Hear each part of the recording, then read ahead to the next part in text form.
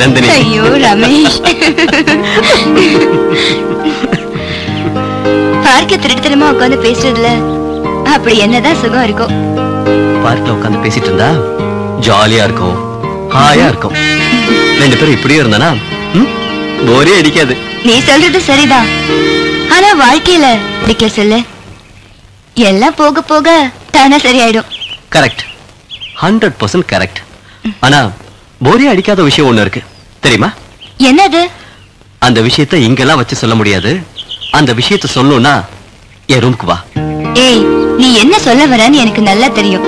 அந்த விஷயத்தை உன் ரூம்ல வச்சுதான் சொல்லணுமா என்ன? இந்த வேலை எல்லாம் என்கிட்ட வச்சுக்காத என்ன? நந்தினி, இதுல எல்லாம் ஒண்ணுமே இல்ல.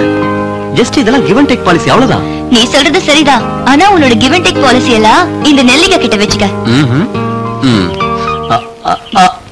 ஓ ஓ சச்சிச்சோ. ஏய் டோன்ட் வரி, டோன்ட் வரியா. ஏய் டோன்ட் வரி, ஒண்ணும் இல்ல. ஏய் இதெல்லாம் ஒரு சின்ன ப்ராப்ளம், அட்ஜஸ்ட் பண்ணிக்கன்னு சொல்றல. இரு நானே எடுத்துறேன். இரு. ஏய் உள்ள போயிச்சா? ஐயோ ஐயோ இரு, ஏன் அவசரம்? ரமேஷ், ரமேஷ், ஐயோ விடு. ரமேஷ் என்ன பண்ற? விடு. ஒண்ணும் இல்ல, விடு. Success success. பெரிய விஞ்ஞானி நினைச்சேன், ஏதோ கண்டுபிடிச்ச மாதிரி சக்சஸ் சக்சஸ் கத்திட்டு இருக்க. Excuse me. Yes, may help you? கழவா, நீ எங்களுக்கு ஹெல்ப் பண்ண போறியா? தாராளமா பண்றேன். அப்படின்னா ஒண்ணு பண்ணு. நாங்க சாப்பிடறதுக்கு இன்னும் கொஞ்சம் நெல்லிக்காய் வேணும். போய் மரத்துல இருந்து பறிச்சுட்டு வா போ. நீ மட்டும் காய எங்க இருந்து பறிப்ப? நான் மரத்து மேல ஏறி பறிக்கணுமா? இது நல்ல கதையா இருக்கேன்.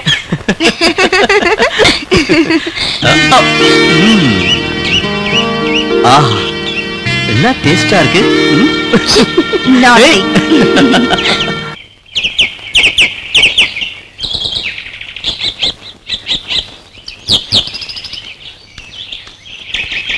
என்னம்மா நீ சுவாமிஜிங்கிற ஆசிரமங்கிற எல்லாம் என் தலையெழுத்துப்படிதான் நடக்கும். அதை விட்டுட்டு அப்படி எல்லாம் சொல்லாதம்மா. சுவாமிஜியை போய் பார்க்கலாம். அந்த தெய்வமே சுவாமிஜி ரூபத்துல வந்த மாதிரி இருக்கு. சரிம்மா, உன் நம்பிக்கை எனக்கு எடுக்க விரும்பல. எப்ப அந்த சுவாமிஜி கிட்ட போலாம் சொல்லுங்க? நாளை காலையில. சரிம்மா, உன் இஷ்டப்படி செய்.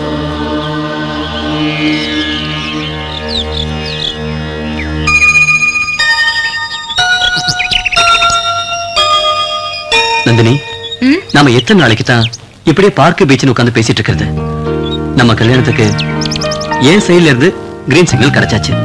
ஆனா உன் சைடுல இருந்து தான் எந்த ரியாக்ஷனும் இல்ல. இவ்வளவு நாள் காத்துட்டு இருந்தீங்க, இன்னும் கொஞ்ச நாள் காத்துட்டு இருங்க. என் அக்கா கீதாக்கு ஒரு நல்ல மாப்பிள்ளை கிடைச்ச பிறகு அடுத்த முகூர்த்தத்திலே நமக்கு கெட்டி மேளந்தா. நான் பாட்டுக்கு செவனேன்னு படுத்துட்டு இருந்தேன். என் பக்கத்துல வந்து என்ன சூடேத்தி விட்ட. மறுபடியும் ஜுரம் வந்துச்சுன்னா நான் என்ன பண்றது? ஐயோ, முதல்ல அந்த மூட்ல இருந்து வெளியில வாங்க. நாளைக்கு என் அக்காவும் அம்மாவும் சங்கர் நகர்ல இருக்கிற ஒரு ஆசிரமத்துக்கு போறாங்க. அதுக்கப்புறம் எல்லாம் சரியாயிடும்.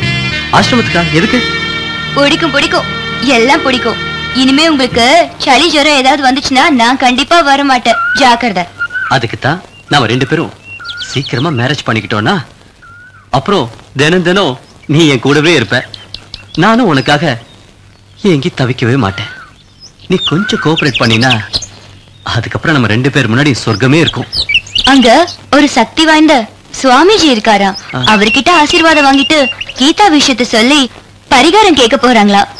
சுவாமிஜி என்ன கொடுக்க போறாரு? அப்படியே கொடுத்தாலும் கொஞ்சம் விபூதியும் குங்குமமும் கொடுப்பாரு.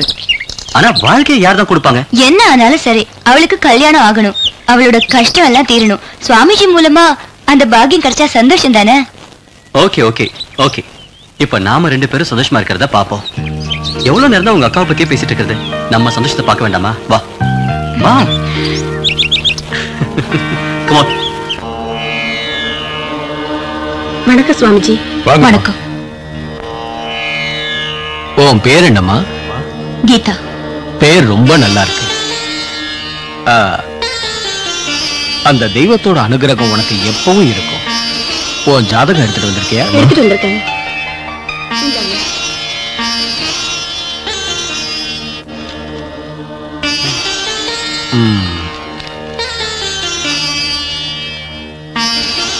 இவளுக்கு ஜாதகத்துல தோஷம் இருக்கு. அது சாதாரண மனுஷங்களுக்கு புரியாது. தோஷ பரிகாரம் பண்ணாம கல்யாணம் பண்ணாததுனால தான் இவ வாழ்க்கை இப்படி ஆயிடுச்சு. நீங்க சொல்றது உண்மைதான் சுவாமி. எப்படியோ மறுபடியும் நீங்க தான் அவளுக்கு தாம்பத்திய வாழ்க்கை கிடைக்க சீக்கிரம் ஒரு வழி காட்டணும். நீங்க கொஞ்ச நேரம் வெளியே இருங்க. நான் இந்த பொண்ணு கிட்ட கொஞ்சம் தனியா பேசணும்.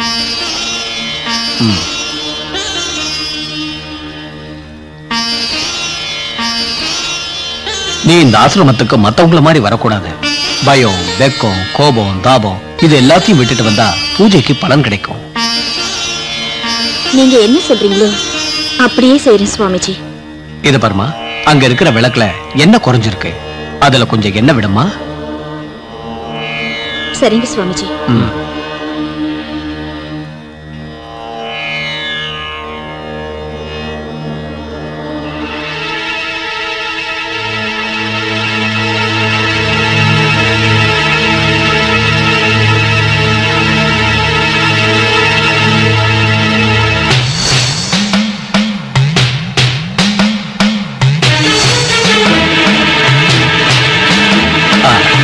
அந்த ஊதுபத்தியை கொளுத்தி சாமிக்கு தெரியுமா?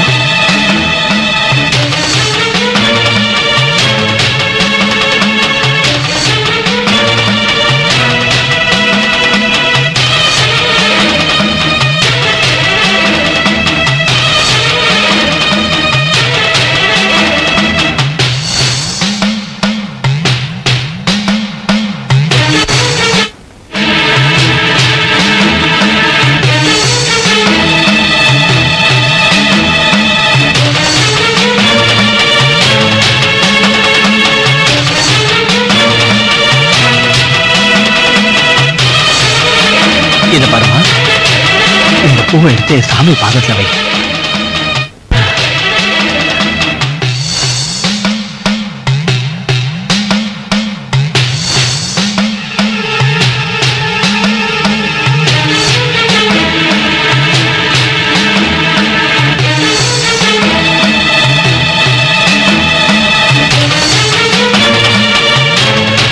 நாளைக்கு இல்லைன்னா நாளைக்கு பூஜை ஆரம்பிச்சிடலாம்.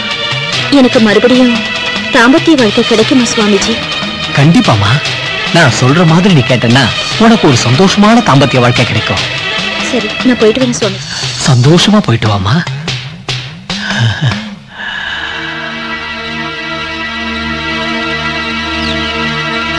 நாங்க போயிட்டு வரோம்மா. சந்தோஷமா போயிட்டு வாங்க. வாங்க.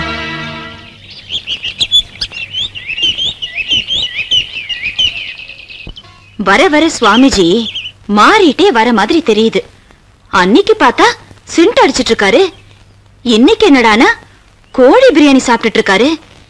எனக்கு என்னமோ இங்க நடக்கிறத பார்த்தா இது எங்க போய் முடியும்னு தெரியல.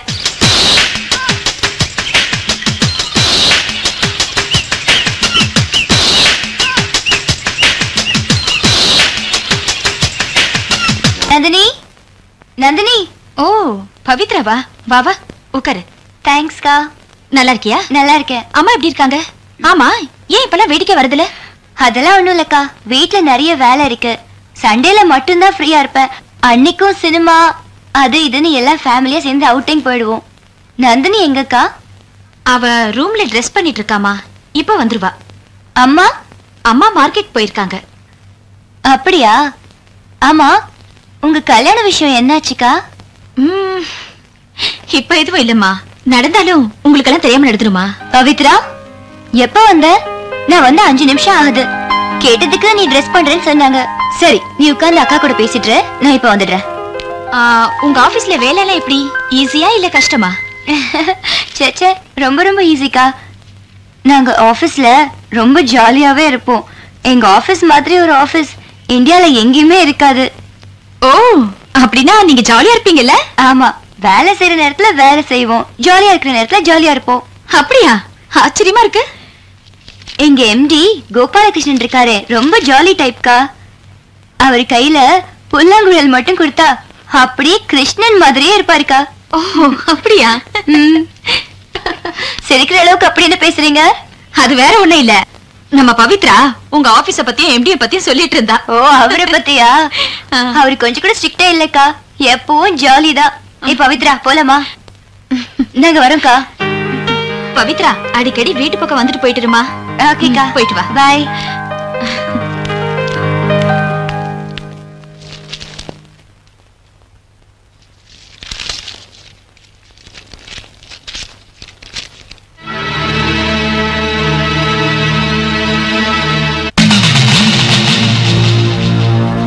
கீதா, இன்னைக்கு நாம செய்ய போறது ரொம்ப விசேஷமான பூஜை. அதுக்காக நீ வெக்கம் பயம் எல்லாத்தையும் விட்டுட்டு உன் உடம்புல இருக்கிற ஒவ்வொரு துணியும் கழட்டி போட்டுட்டு நான் சொல்ற மாதிரி நீ கேட்கணும். நீங்க என்ன சொல்றீங்களோ அதை நான் கேட்கிறேன் சுவாமிஜி. நீ என்னையே தான் பார்த்துக்கிட்டு இருக்கணும்.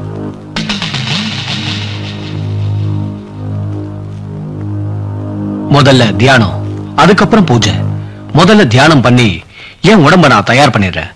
அதுக்கப்புறம் உன் ஆத்மாவை எச்சரிக்கை பண்ணிட்டு பூஜை பண்ணிடுறேன்.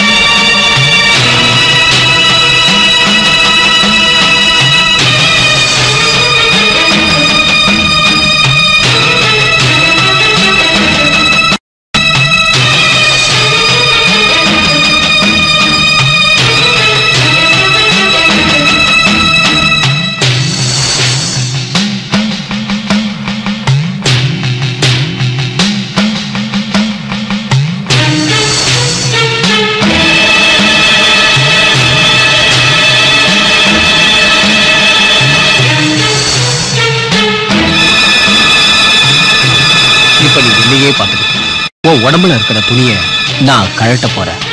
உன் ஆத்மா சாந்தி அடையணும்னா உன் உடம்புல துணி இருக்க கூடாது. இந்த சன்னதியில உடம்புல துணி இருந்தா பூஜை பலிக்காது.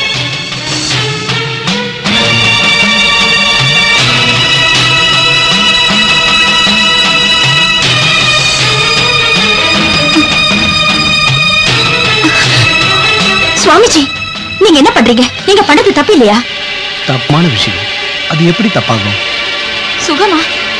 நீங்க பூஜை பண்றதானே சொன்னீங்க? ஆமா, பூஜைதான். சுகம்னா பூஜை, பூஜைதான் சுகம். இதத்தான் நான் சுக பூஜைன்னு சொன்னேன். இதை நிறைவேற்றிட்டுன்னா உனக்கு பலன் கிடைக்கும். சுவாமிஜி, எனக்கு என்னமோ இதெல்லாம் தப்புன்னு தோணுது. இது மனுஷனோட கண்ணோட்டம். நீ என்ன மனுஷனோட கண்ணோட்டத்துல பார்க்காத. ஒரே ஒரு முறை என்ன தெய்வ ரூபத்துல பாரு. என்னோட மனசுல இருக்கிற புண்ணிய காரியங்களை தெரிஞ்சுக்கோ. இப்போ மகா பூஜைக்கு தயாரா இரு.